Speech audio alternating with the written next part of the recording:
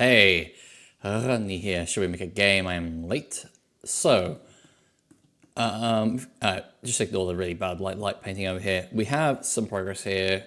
We've got like some floors, we've got some walls. So, next up we need to think about doors, because doors are actually a really important feature of Resident Evil and Spencer Mansion. I might have got modeling this, but I need to think about how about how doors are going to work from the sort of gameplay perspective. I mean, number one is they probably need to be a bit bigger than this, just to accommodate the fact that the player is going to be moving through them and the player is skateboarding, which is intrinsically a little hard to control. Especially if you might be like, say, coming off one ramp and then hoping to flow into another one. You don't want to have to be, sort of funding yourself for a tiny tunnel. But there's another element of it. Of course, in Resident Evil, you have those famous door animations where you walk to a door, press the use key, and it goes into a cutscene. Don't think I'm going to keep that. Just wouldn't really work with the flow of like a 2-minute kind of skate session. But also, do we want doors to be closable at all? And I'm thinking probably not. If you think about like the kind of experience of like having the player having to bump into doors to open them or something like that, or having them kind of open, it doesn't really kind of like invite the player to go through them. They might just look at it and go, oh, that's a closed door. It's a skateboarding game. That's going to be decorative. Players who are familiar with Tony Hawk probably wouldn't be expecting doors to open to them. At least I wouldn't. So I'm wondering, should I actually have doors as kind of like static sort of details, model the frame and basically just have a door kind of constantly pinned back against the wall? I think I'm probably going to do that. So the question is, how big do we make these doors? Because a typical door tends to be about 2 meters tall. To kind of accommodate the fact that most, that I think like the average adult male is like 1.7 meters. So it's that a little bit extra on it, just so it's less likely to bump the top frame. So if we increase that to, actually, let's have a look at let's get back into Blender here. Because I think we did have a camera. Yes, we do. And we kind of set it up. Let's have a look at active object as camera to roughly the right height off the ground. So this is only 1.5 meters off the ground, which is less than expected. Yeah, it's only 1.5 meters. That's weird. Have I got this right? Yeah, I have. It's on, the floor is in line with the grid, and yeah, okay. Well, I'm going to make it bigger anyway, just because I'm kind of making everything bigger. And it would kind of look weird to have like tiny doors. Because like 2 meters in this engine is going to be like, well, 2 tiles. These are all 1 by 1 meter tiles. So that probably look a bit weird having like this tiny door here. So maybe we actually go to like full double size. We actually go to full. Maybe we go for kind of like.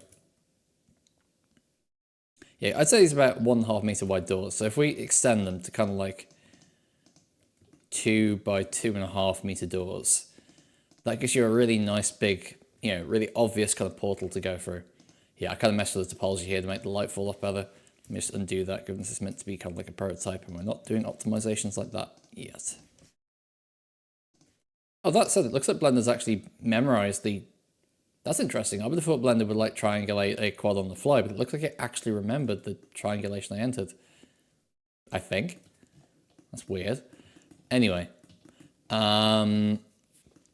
Yeah, so we're going to have to model our doors and then also have kind of like a frame around it. Now, I am tempted to actually make the frame kind of inset into the tile, as that will mean that we only need...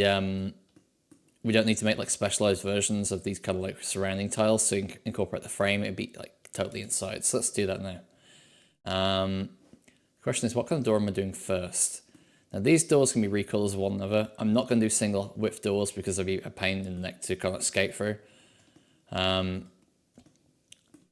the game does actually have higher res models of these, right? Let's see if we can find some screenshots of them.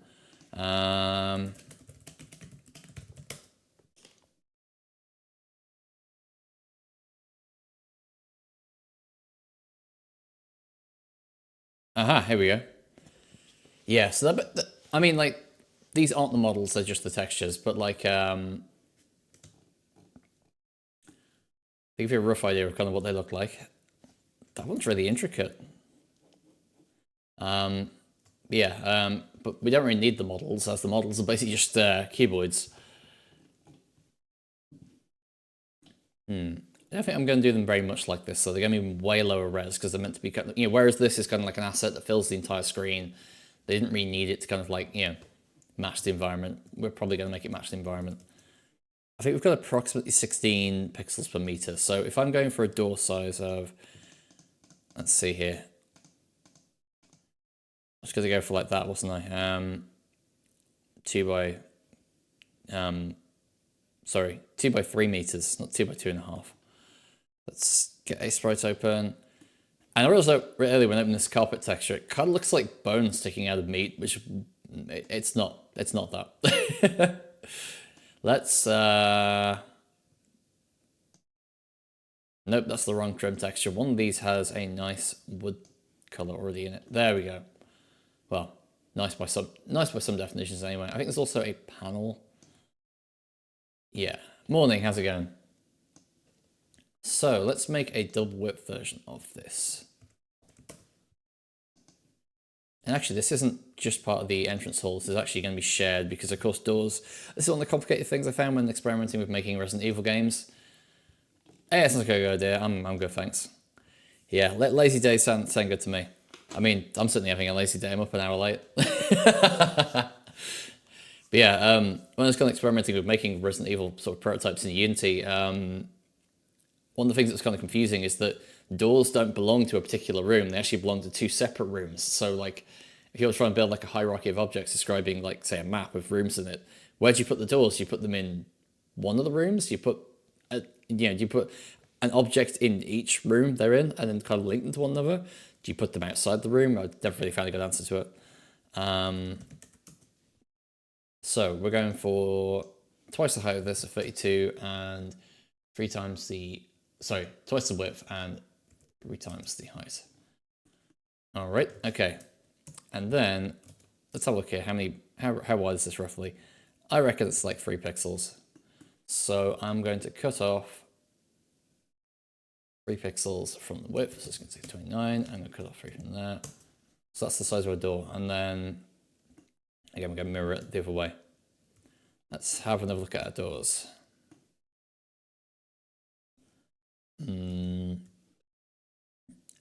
This one's got smaller panels at the top, medium panels in the middle. I guess it's meant to be this one, although it doesn't look much like it kind of in context. So it's got the kind of sort of diamond pattern to it. Let's just kind of pencil it in first of all. It's not going to be exactly proportional, as we're kind of rounding this to a nice simple grid. Oh, also, let's use that symmetry tool I always talk about and never use. Yep, that's in the middle.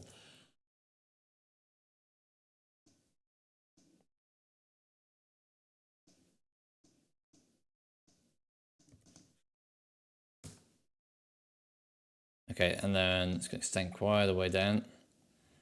I might move these slightly closer together.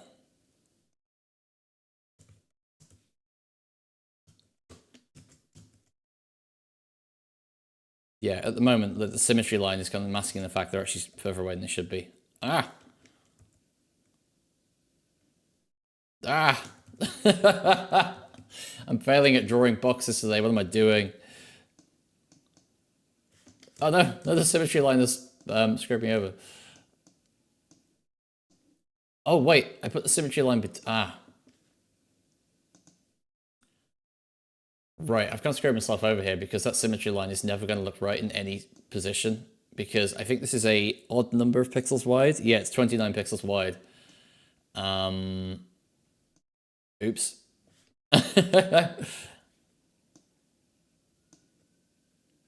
Hang on, what happens if I try to make meat in the middle? Okay, so that's the center of symmetry, I think. That looks about right.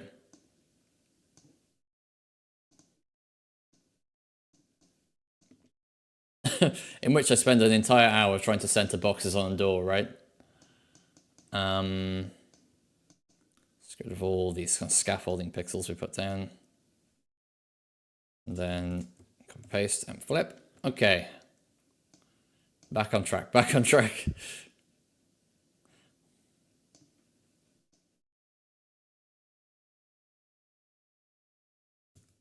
Maybe this should be a bit closer, actually.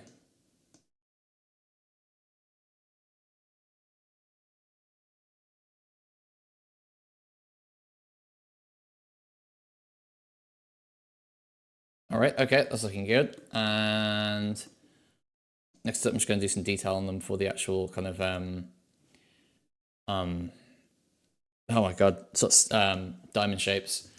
I probably actually want to make these an extra pixel across, just because then you get kind of like a nice sort of center point for the middle of the well, for the vertex on the diamonds.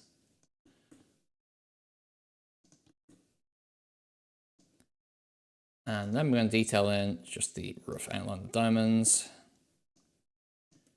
Why didn't I turn the symmetry tool on? Am I stupid?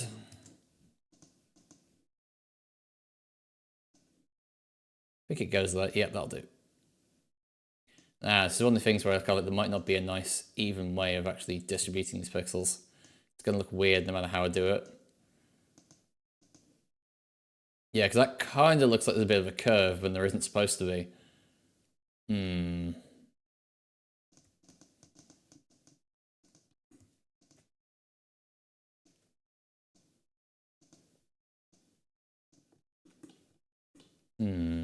I going to distribute these pixels? Because it's starting to look like there's no distribution. It doesn't look at least a little odd.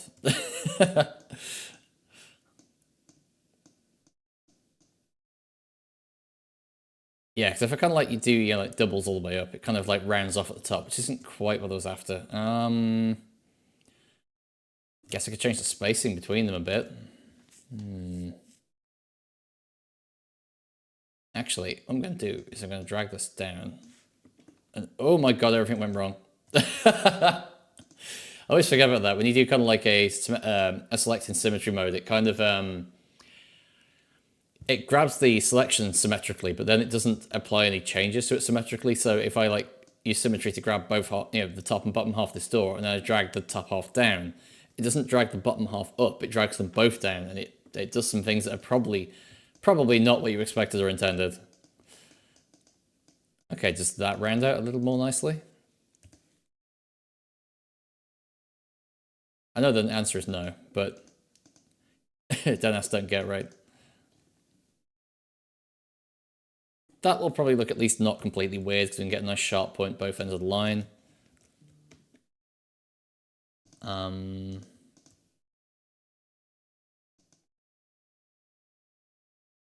Yeah, that'll do. That'll do. Not happy with it, but it'll do. Might be able to shake some of the detail out in when we're actually lighting this as well. Ah! All right, okay, next up we just need to add kind of to show right here, just to kind of fill it in. And we also need a bit for the sort of handle. Have I left enough space for that? I don't think I have. Oops. I've got palette lock on, that dreaded palette lock. And they have it kind of just below there, so let's put it there.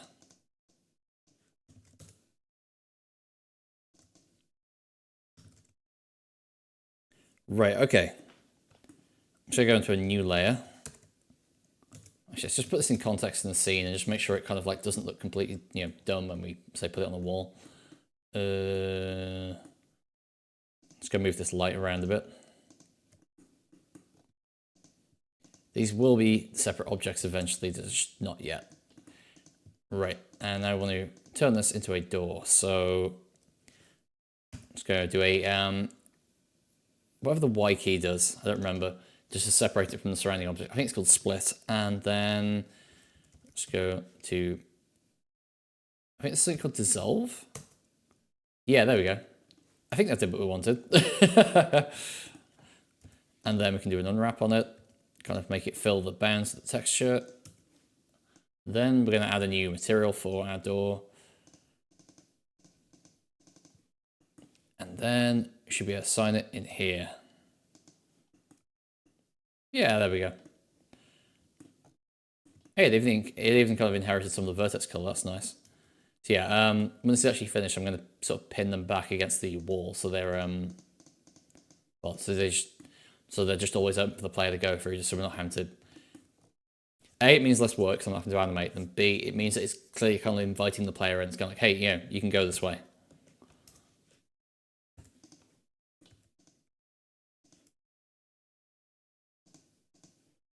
And then I just need to flip this texture.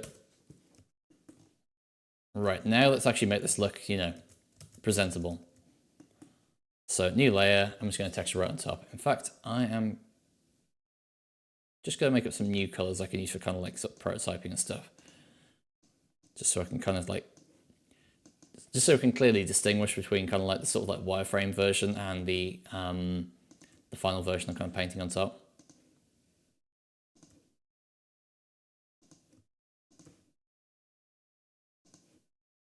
Yep, it's the hot stonk. It's the hot dog theme from Windows 3.1, everyone. Right, so where's this going to be lit? Bear in mind it's going to be an open door, so it's not. Whereas normally you'd have kind of like the shadow sort of frame around it. You're not going to have that here. Oh, also the thing I just realized is that this is actually incorrectly sized, because I did just say that I was going to basically preserve, what was it, like 3 pixels from the edge. So I just need to do some calculations here. That is 3 divided by 16 is this number.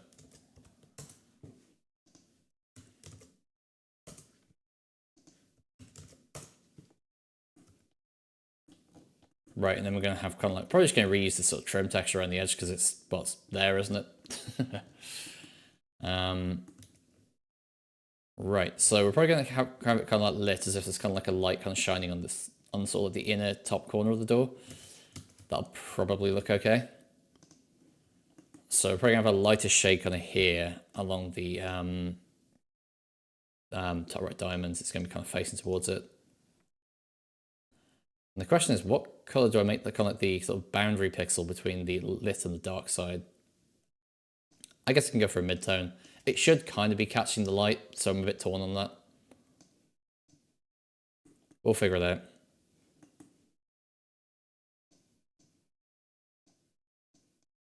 Yeah, so the 2 quadrants kind of like between the light and the dark are going to be kind of like the sort of mid-tone, and then we're going to go real dark down here.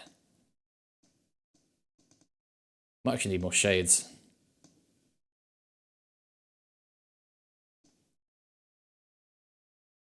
And let's turn the hot dog stand off so I can see what I'm doing. That looks all right. That looks all right. We can probably get a bit more out of it, though.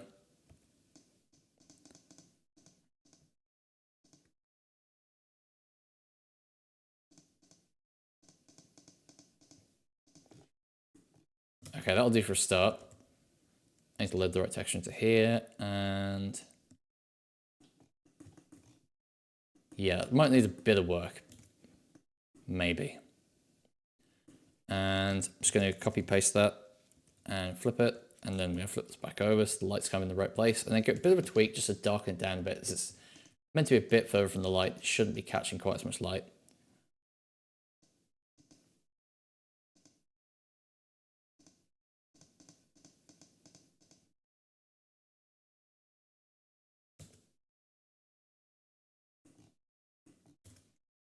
And then we're again going to put it back in, flip it this way up, and then this way up. Oops, I selected an extra row of pixels, making it shifted. The thing is, at this point, it's actually going to be quite, whereas this is like meant to be quite close to sort of like invisible light source over here, this is actually quite a way down, so the light becoming more down on it than sort of diagonally. So I'm going to darken the whole thing very slightly. I'm actually just going to copy this one over to this. It's going to be lit more like this. But the whole top half is probably going to be quite dark like this. And there might be like a slight lightening along here, but it's not going to be much. Let's darken it quite a lot. And same goes for this one. This one might go all the way to, you know, near black, kind of brown.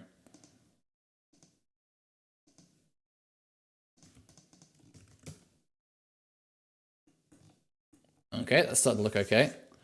I'm going to follow this up with a doing this kind of like section here. So it's going to be kind of between the two.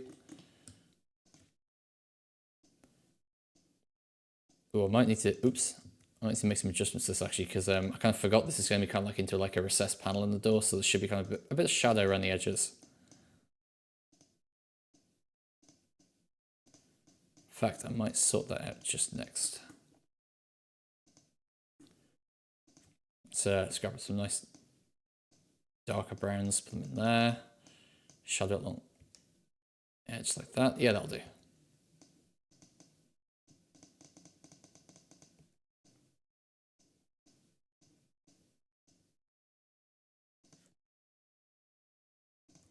And we're going to have a similar kind of brown down here.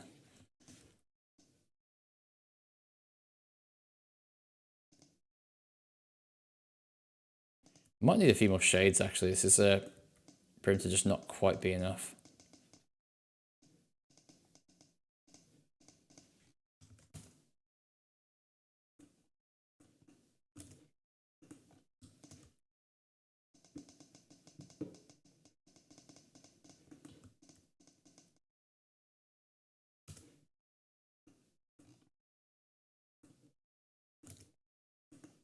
All right, let's do enough on these over here.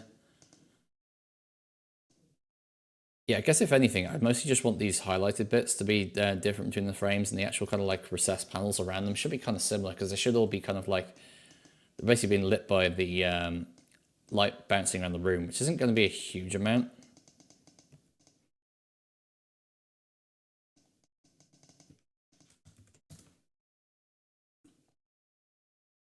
It is good being able to have that kind of like instant feedback of kind of like how it looks in the context. Back in the day, they would not have had like that instant kind of, oh, that's kind of what it looks like, right? Especially if they were trying to get an idea of what it looked like on hardware on the PlayStation 1. There would have been, they would have needed to like probably do like a build and stuff and ship it to the, you know, maybe, I don't know how they would have done it, whether they would have burned discs. I don't know if CD burners were even available back then. I don't think they would have had like, you know, robust emulation back then either. I wonder how they did do it. Imagine they probably almost kind of like did sort of like not quite a PC port, but like a version that was just compatible enough they could test like gameplay and stuff, and then like for doing all the really delicate tunable stuff, maybe they did that with PlayStation only builds.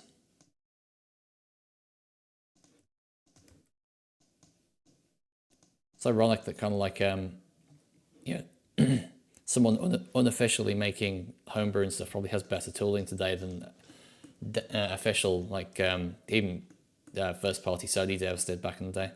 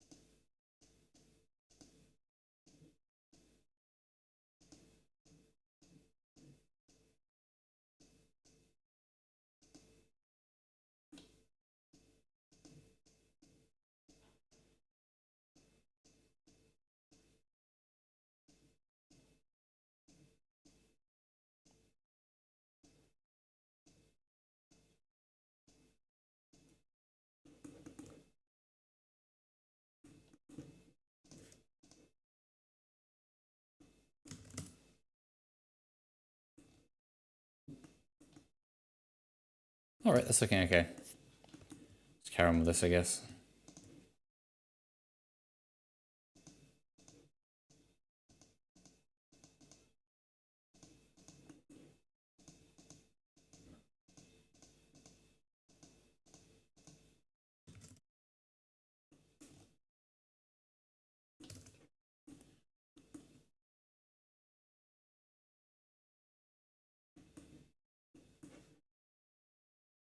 Now we're gonna have a bit of a problem when it comes to the join down the door. I don't want to put like too much detail in there, or like a really heavy like seam. Actually, no, the doors aren't going to be together in the game world. So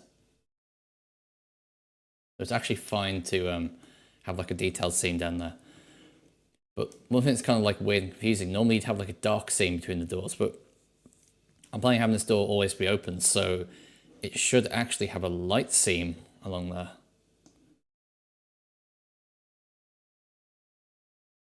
Just a bit unusual, just something you wouldn't normally do.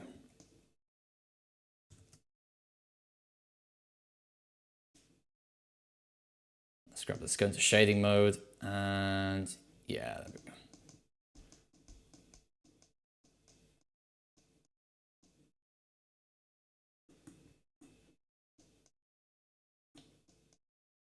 Now we are going to have the handles kind of here, so I'm just going to put some shading under it to kind of like accommodate that.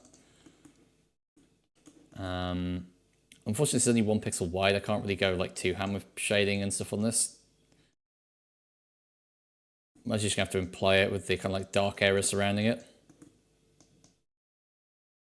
And then we're going to have lots of shadow down here. It's kind of like, yeah, it's got some occlusion from the floor. And this is going to be where it's kind of like, you know, the hinge sort of joins into the wall. So it should be nice and dark down here as well.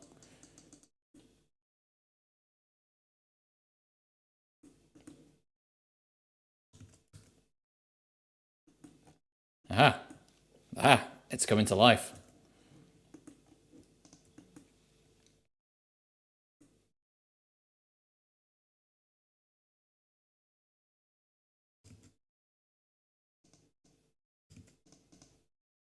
Let's put some little hints of kind of like light down here.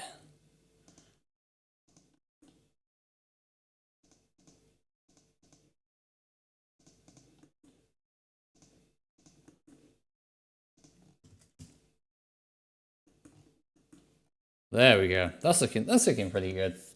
Hardly my best texture ever, but that's okay.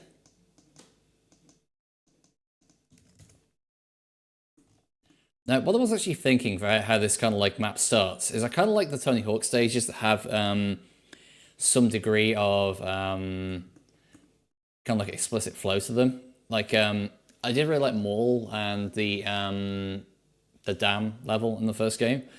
I was actually considering maybe like the front doors actually open and you kind of skate into it, and then they kind of close behind you. There wouldn't be much sort of out there. It'd be kind of like a neat intro if you're kind of like here being chased by the dogs that are definitely there and not at all implied. Okay, let's turn the let's get these rotated a bit.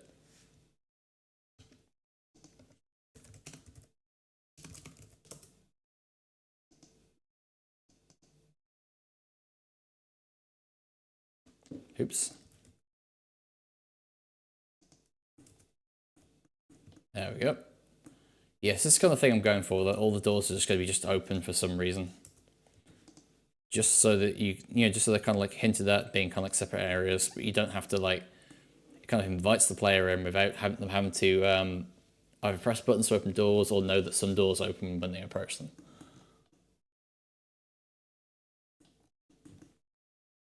All right, and it's going to look a bit different kind of in a finalized level because we're going to have a lot of vertex paint. So we'll probably do something just to get like an idea of how it might look in the finalized engine.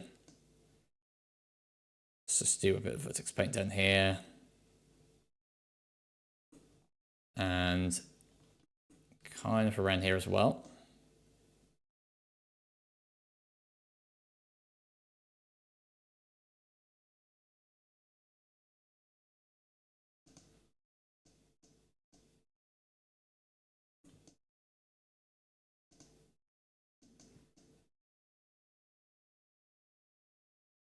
And kind of around here. And we probably wouldn't have like a weird highlight that's over the door, so I'm just going to kind of blank that out a bit, or smooth it out.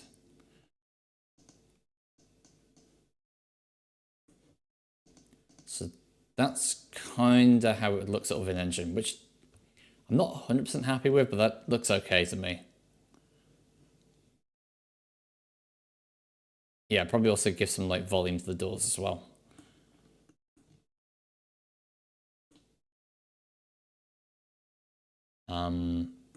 And the frame I've kind of already textured because I've got this kind of wood sort of base I can use there. Okay.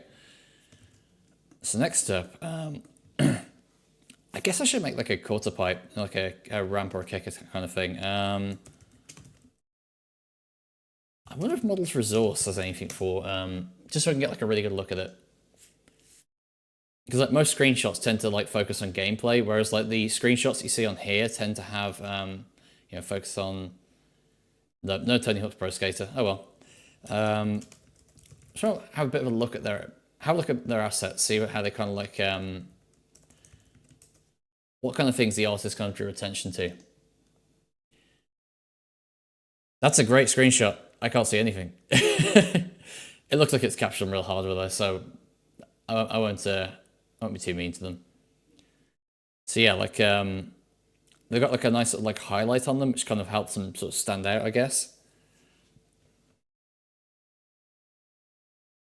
And then they've got kind of like the sort of like the danger stripe along the top, so it clearly indicates kind of like a grabbable point. That's a very nice touch. I wonder what I'm going to do for I haven't really thought about this. What I'm going to do for kind of like ramps that kind of like fit into this scene. Well, I am going to have a quarter pipe either side of this. It's going to be like, stop! Don't gap that door.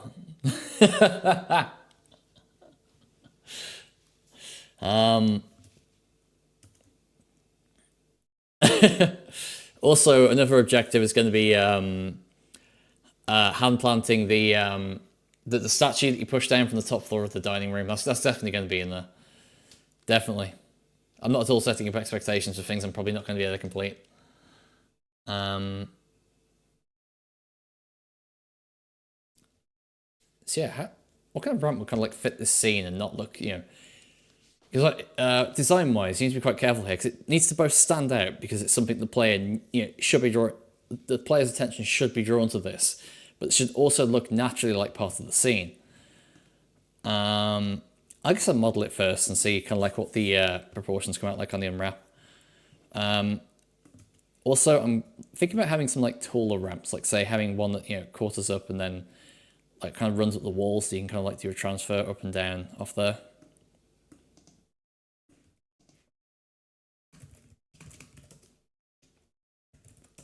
That sounds. How many sides we're going to use for this? Because again, I want it to be quite high because like you're going to be rolling around it, but I also want it to look like a PlayStation 1 game. And I think they use kind of like a sort of tessellation system in the OG. Mostly to reduce texture warping. Then can we count the sides? 1, 2, 3, 4.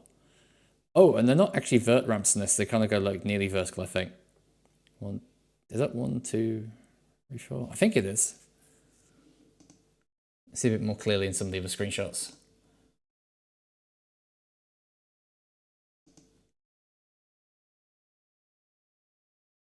Can't anyone take a nice screenshot of just, this one particular angle no one ever actually played the game from?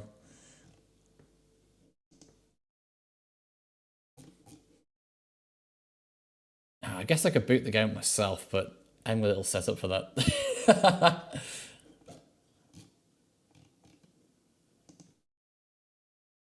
Oh, I think that's like a Game Boy Advance version. I never played that, but I saw they made like a Game Boy Advance version. It's kind of isometric.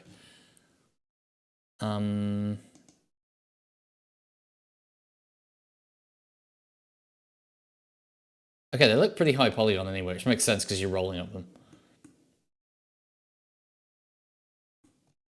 Let's go with like 4 sides. I think that's probably about right. We don't want any capping on it. And we're going to delete everything but the quarter of this. Delete all that too. And then we can rotate around the axis like that. And now we have like a 1 meter tall, which is way too small. It needs to be like twice the size. Kind of quarter pipe. So I'm going to make this into a 1 meter section. Because that way we can kind of like, tile it to texture it and light it and that kind of thing. And I think that's probably about as small as you want to go, right? Let's try to estimate here how big one of these ramps is, because if they're too small, they'll be quite kind of like annoying to kind of roll up, I guess. So it looks like the ramp is taller than sort of Tony is here. He is crouching, but he's also on a rail. So how tall that makes again? 2 meters.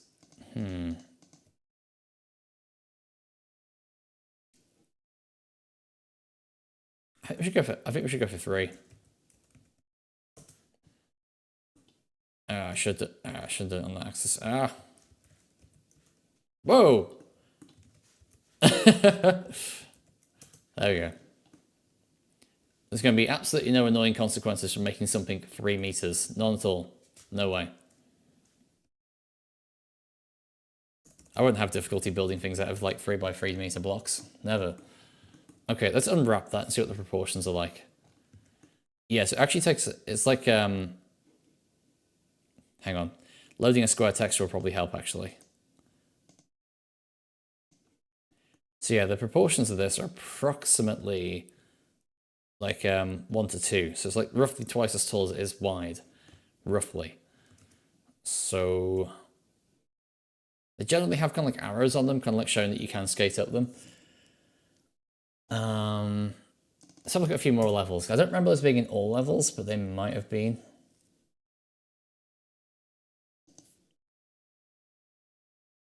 It looks like it's only in kind of like the earlier levels or places like maybe where something being a ramp wasn't obvious. I remember in the school level, there was kind of like this bit with like these 2 opposing kind of like grandstands, and those were actually ramps. They put arrows on them because you wouldn't necessarily look at them and go, those are ramps. So that makes sense. Now, one of the things is, kind of like lore-wise, I kind of want this to look like it's a return to the mansion after it's been partially destroyed. So these might actually be kind of like sort of like temporary structures and things like that. So they might be kind of like made of plywood and like be like maybe slightly misaligned with the wall or something like that. We'll see. Let's make a new texture.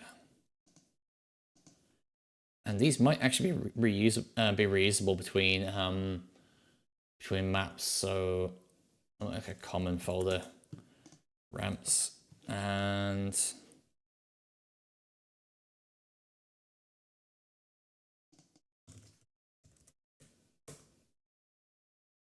oh, it's not a ramp, it's a pipe. What am I talking about? We'll move it later on.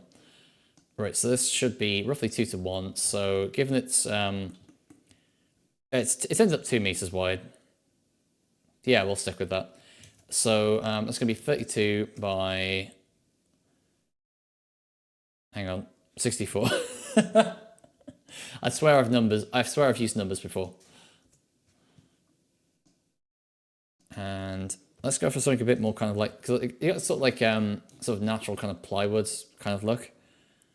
I mean, it looks like it has also been kind of like varnished there, but it's kind of yeah, it's basically just sort of treated plywood. Let's look at some real ones.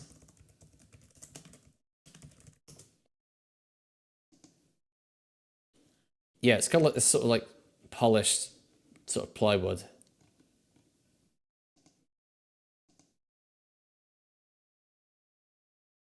Oh, those things look scary as heck. Look how like tall that is compared to a person. That's actually terrifying.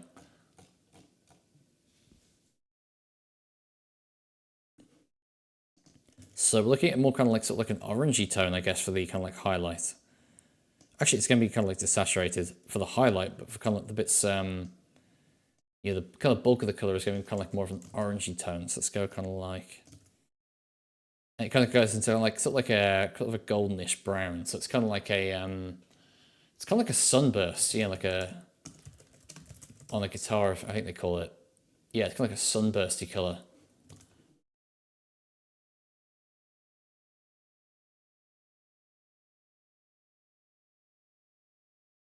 Now the thing is, even though it goes kind of whitish, I don't think it goes very white. It's going to look very strange and pink if I actually go that white. So we just need to kind of like drop a bunch of colors in. And we need to go kind of like more sort of reddish and darker as we go along.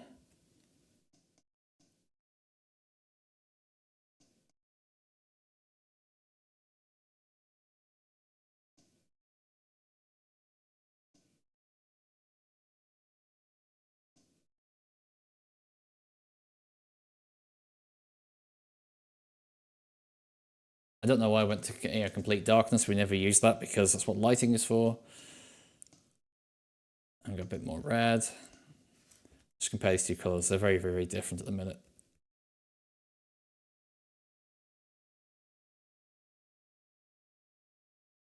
This one just needs to be a bit more red, just smooth out the ramp a bit.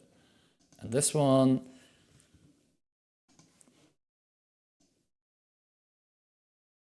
okay, let's try those colors out. Let's see how they look kind of when we, stick them on the screen. Now, where does the light and shadow tend to fall? The base tends to be light, as it tends to not be in the shadow of the ramp. And the upper part of it tends to be light, it tends to be near the top. But you tend to have this kind of like darker bit in the middle, which kind of looks a bit sort of dirty as well. So, I guess it kind of have like a band of kind of like light here. My thinking is, if I do this as almost kind of like a 1D texture initially, just basically like a color ramp from one to the other, I can then kind of use the kind of like blur and jitter tools to kind of add a bit of noise to it and kind of like maybe make it look a bit more natural. But the important thing is getting like the general kind of like flow of color right from the top to the bottom. I.e., not that. So let's get the let's get our old favorite, the spray paint tool out.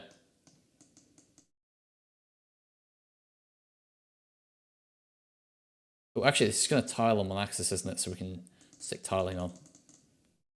I'm going to lighten it up at the bottom, lighten it up at the top.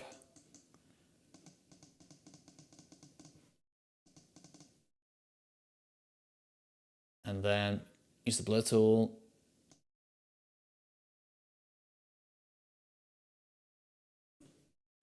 Right, that's not quite right, but it's getting there.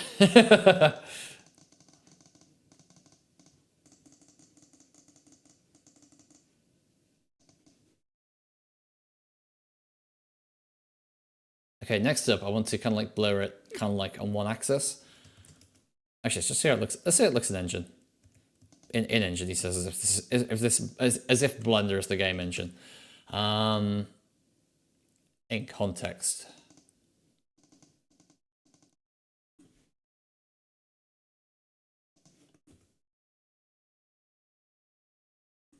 Yeah, that doesn't look great. It's not lit at the moment, which isn't going to help, but that's like way too saturated.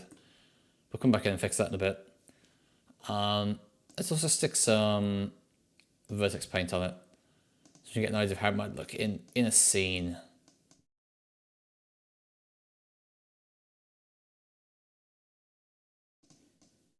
However, I would if I could hit this vertex in the corner. Come on. It's right there. There, I just have to go under the terrain to be like, grab that somehow.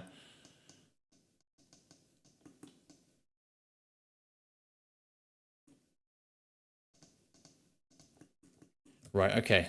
Let's adjust these colors. This is looking more like kind of like a squash court or something, or like a baseball court, so basketball court. Let's skew slightly more yellow, I think.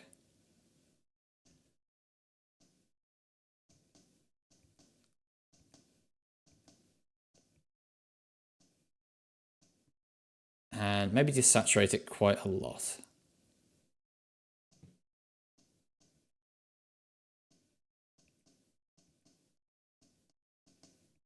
That's looking way more beige. I'm not a fan of that.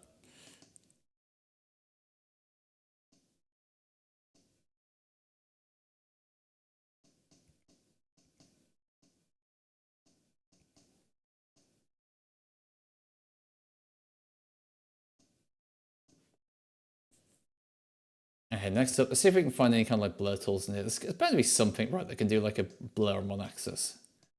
If there's not, I'll just drag and drop it into GIMP and do it there.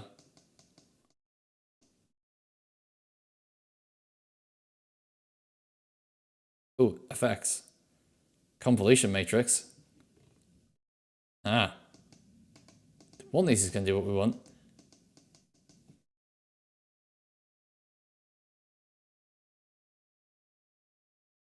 Oh, that looks cool, but that's not what we're going for. I have to remember those are there. It's kind of cool these work on palletized images as well. Okay, so we kind of want like a... Wait, can we like pick one of these as a starting... No, okay, I was wondering if we could edit the matrix it produces. We can't.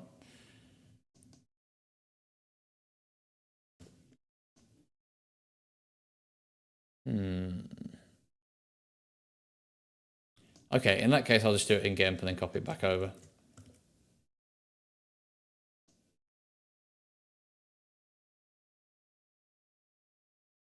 So basically what I'm after is this kind of good blur. Should be a linear motion blur, there we go. And then I'm just going to rotate 90 degrees. And then for clipping, clip it to the edge. That didn't do what I thought it was going to do. Oh well.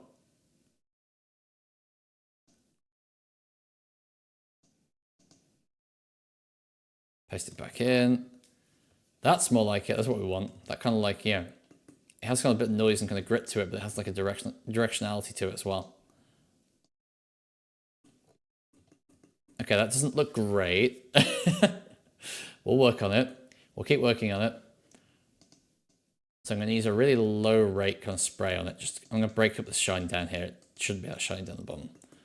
And run the blur tool over it. Soften it back up a bit. Actually, maybe I need a bit more opacity on the blur tool.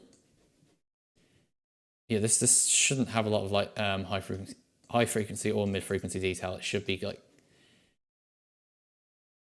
almost kind of flat, but with a bit of grain to it.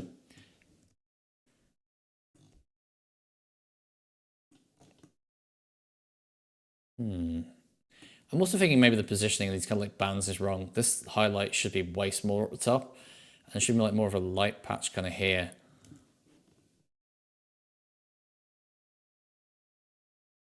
Let's darken all this quite a lot. Quite a lot of shadow up here because this bit is going to be kind of like in sort of shadow of the top part of the ramp. And then darken it down here because it's like near the edge where it's going to be like picking like grit and dirt from the room. And then have a bit of light here. Keep darkening it here. And then the blur tool over it.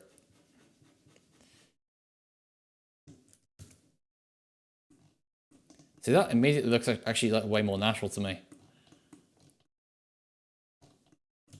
Okay, it's under the blur tool, and let's instead use GIMP's blur tool.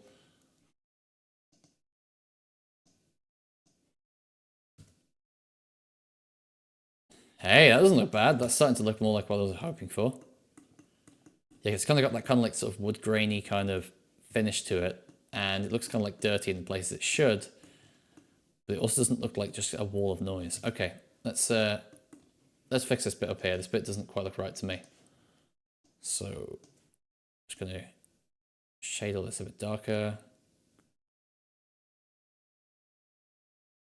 Maybe manually add a little bit of shine along the top. Things like reflections and highlights, you have to kind of like do it by hand quite often.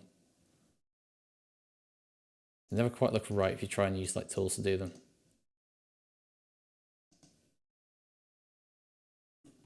Let's get rid of that bright pixel. It tends to do things that look like, you know, individual sort of bright and dark pixels, or kind of like things that look like they shouldn't have the neighboring colors they do.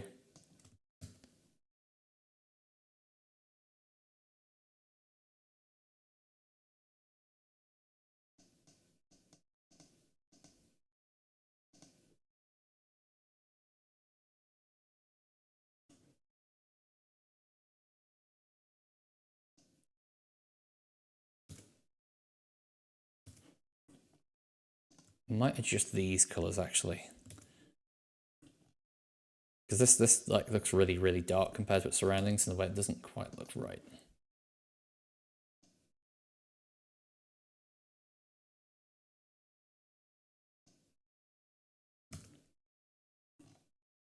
That looks more like it. Okay, all right, let's do a bit more of these, this kind of like pixeling it. I'm actually going to turn off the shading mode, as I actually want to work with kind of very particular colors and really kind of mash in a good pattern along here.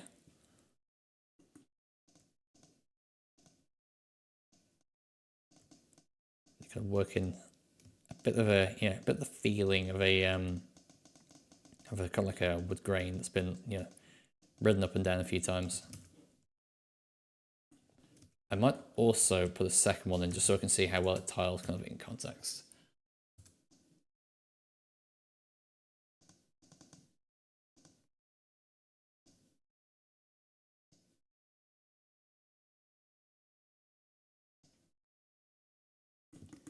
isn't doing it, is it?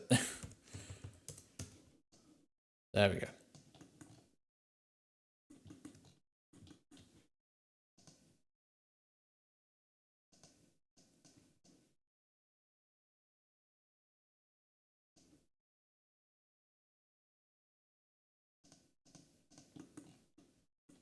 So that actually doesn't tile too badly. I might need to give a bit more of a tweaking though.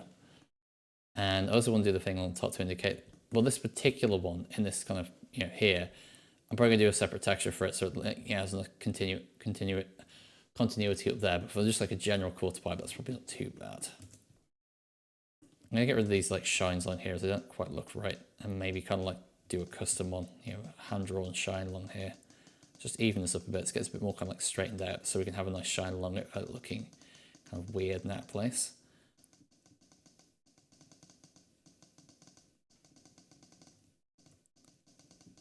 It says making it look weird now the place.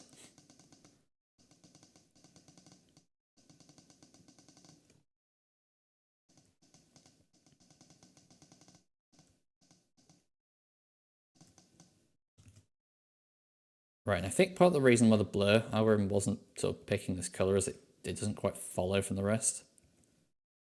So I'm actually going to put it, say, there. And then I have a nice band of kind of shine along here. Might have gone a little bit too far with the brightness of this kind of like shine color, so I might tame it down a bit once I've put a bit more of it in. So it's going to kind of like, I'm also going to like stroke it up a bit, but first of all, I need to tamp it down a bit. It's a bit much.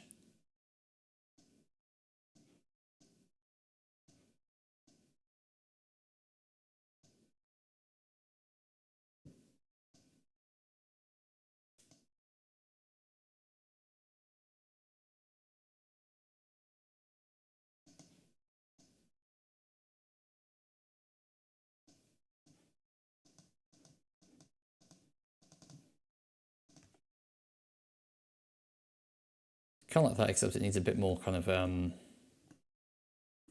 more sort of brushing out. I don't really know if I even like that.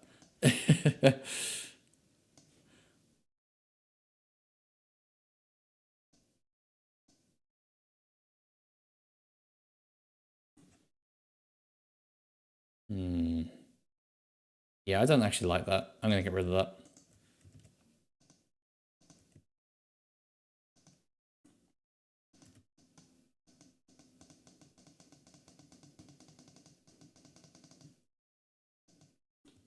Might spend the colors instead, like making this sort of like jump between these two colors a bit more natural.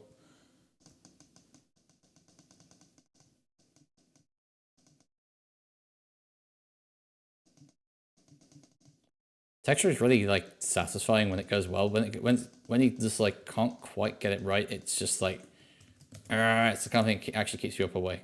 Keeps you awake at night.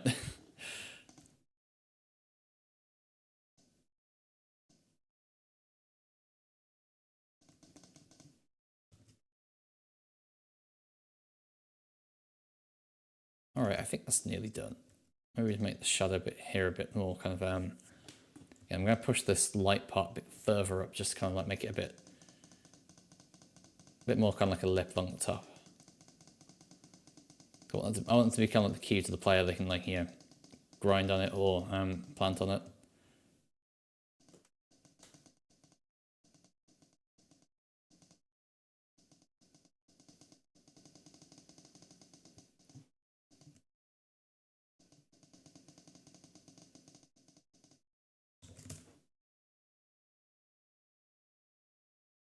Okay, and this dark tones just never quite look right. It's never quite look right. Why doesn't it look right? Looks too red if I put it there. It looks too kind of green if I put it there. Looks too dark if I put it there. If I raise it brightness slightly, it looks, I don't know, still kind of wrong. I don't know, maybe it just needs more of it before it looks normal. And it's just the fact there's so little of this shade just makes it look kind of like a weird outlier.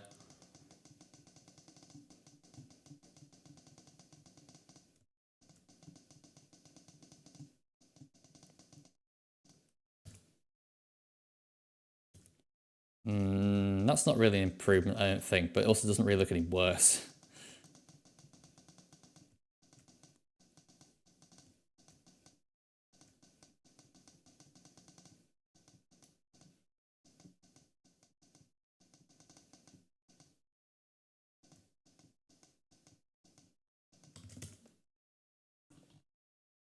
That'll do, I suppose. So yeah, I'm probably gonna make like some variants of this to kind of like so you can have like a nice sort of like here tiling section up here. In fact, I might do that now while I've got this kind of like sort of fresh in my mind. So I'm gonna grab this and let's extend them up. Let's say 2 meters. Again, these are quite large tiles, so I'm gonna do them as kind of like 2 by 2 meter bits.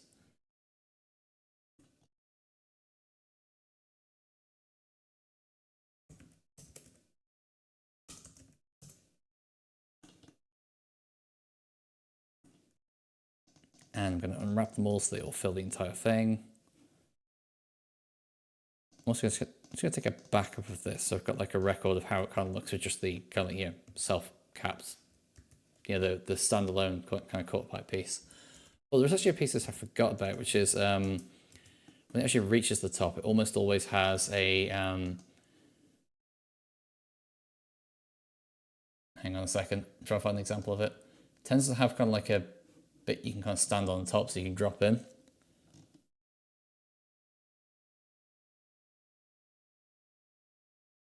Now I've said it, I can't see any screenshots of it, so maybe it isn't there and I'm losing my mind. That's also possible. All right, okay, let's make a variant of this that looks kind of acceptable in this kind of context.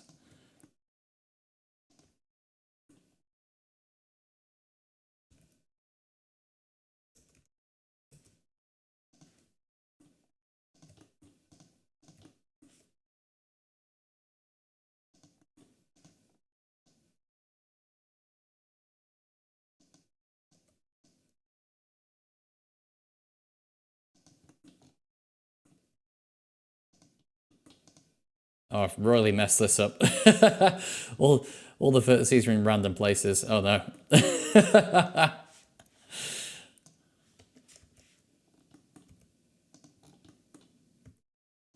Yeah, we'll probably figure that.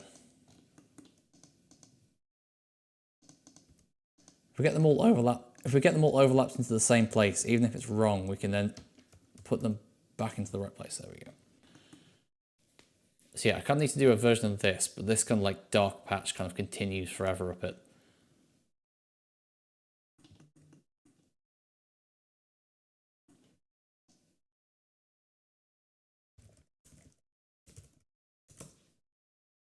So yeah, it's basically just going to be, oops, same as the quarter one, but it's just going to continue like the dark patch all the way up. I'm just going to add a little bit of kind of like fuzz and texture on it. I imagine if you were doing this on the real console back in the day where you actually had texture memory as like a real limitation, you probably would have like split it up into tiles and just changed out the top tile. Actually, it probably would have made sense for me to do that, but never mind.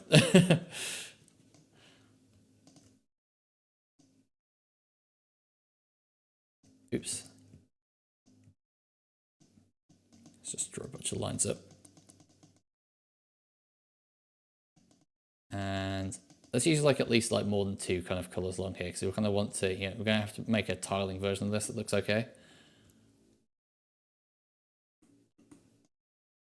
Let's use like this one as well. That looks terrible. That's cool. So it's those 3 shades that are the ones we're going to be using. Grab the airbrush tool. Kind of like paint over it a lot. Really kind of like noise it up, grunge it up, and then we're going to use the blur tool on it just like we always do. Although, unusually, it's going to be the GIMP blur tool just to get us this kind of like nice, kind of like brushed sort of finish. Oops. Okay, I think there is an option in here for kind of like blur, tileable blur. Yeah. Well, that did a thing. Oh, I don't like what that did. Oh no.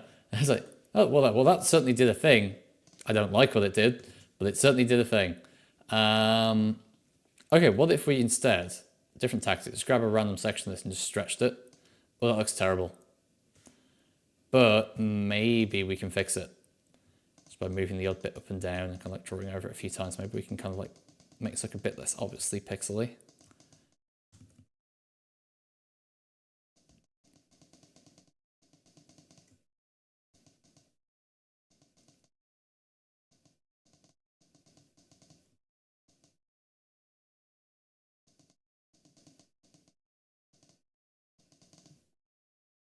Man, that looks utterly terrible. What have I done to this poor texture? All right, okay, let's again, let's kind of see how this looks in context. Spoiler alert, it isn't going to be good.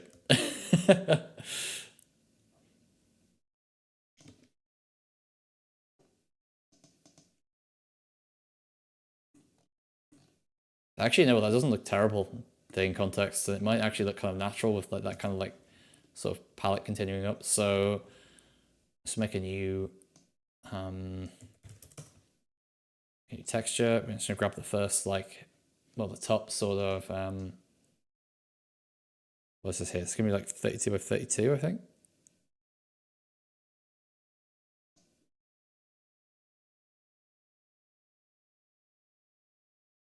Okay, let's give that a go. Let's import that new texture.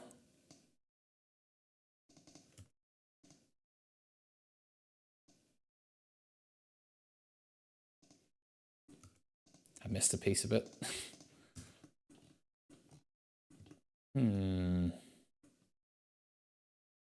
Well, let's grab those three colors again. Which three was it? It's that one, that one, that one. And then let's just go to town with the fuzz tool. And we just need to tell this it's going to be tiled on both axes. That'll probably help a lot.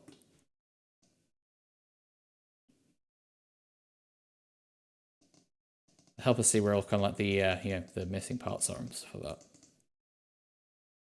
I'd like 3 pixels here. It's refusing to shade in any circumstances. Oh, I guess they must not be using one of the colors that we have here. Okay, there we go.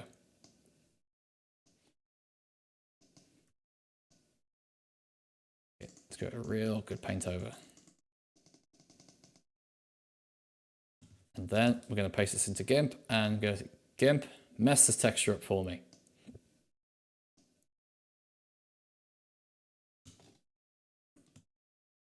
Okay, that looks okay here. In here it doesn't quite have enough contrast. Let's see if we can do some stuff to this to make it really kind of preserve a bit more contrast.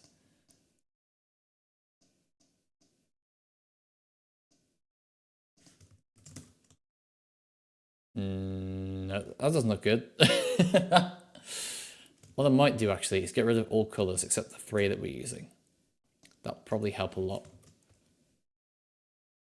Or it might not. I don't know. I don't know what I'm talking about.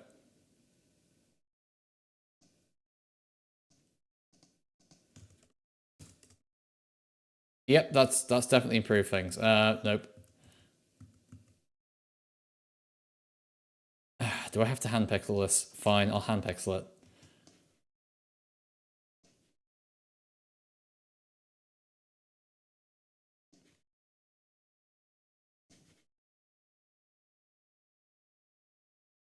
After a very particular kind of noise, okay?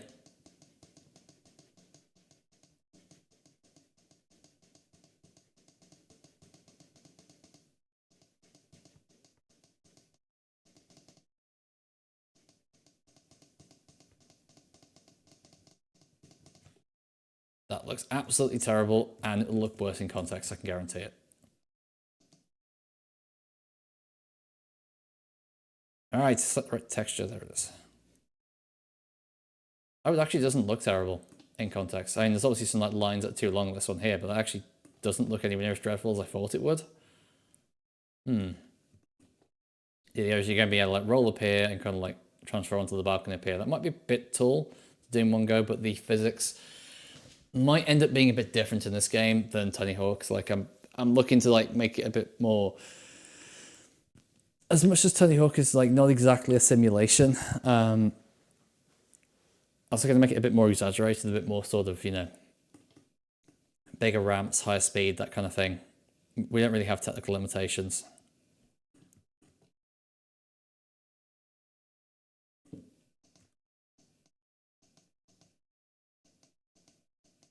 Let's shade around these a bit and see if we can make the areas look a bit less jarring.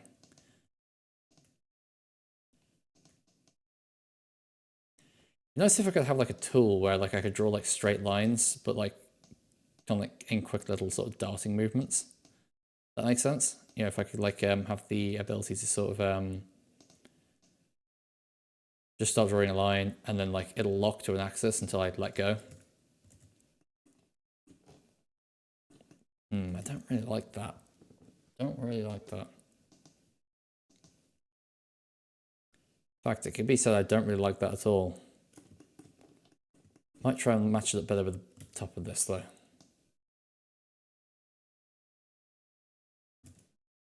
So a big part of the problem is that these tiles don't really match together at all.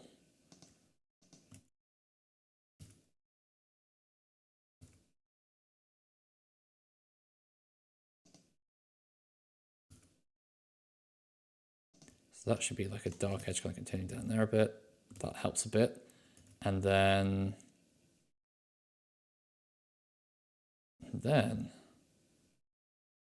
this texture's flipped.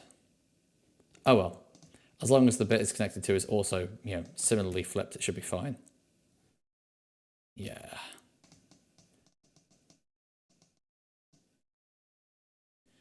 It kind of is, yeah. This is Albert Wesker's Dark Slide Chronicles, as an absolute genius put it. So yeah, like entrance hall, ramps, what more could you want? Scale's a bit exaggerated just to make it kind of easy to skateboard around.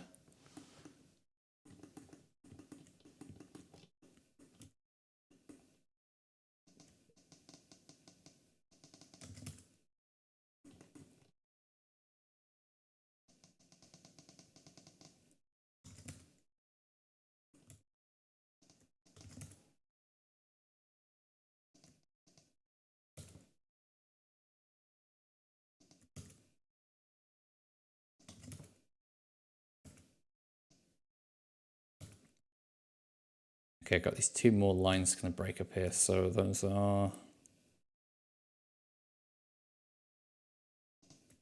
And I can go... That sounds like a bit less dumb. You know what that'll probably do from a distance? And that'll probably do in general for today. So I'm probably going to leave it there. Thanks for watching. And put something next weekend. I'm to do some more engine dev during the week, but we will see. We will see. Till then, have a great Sunday.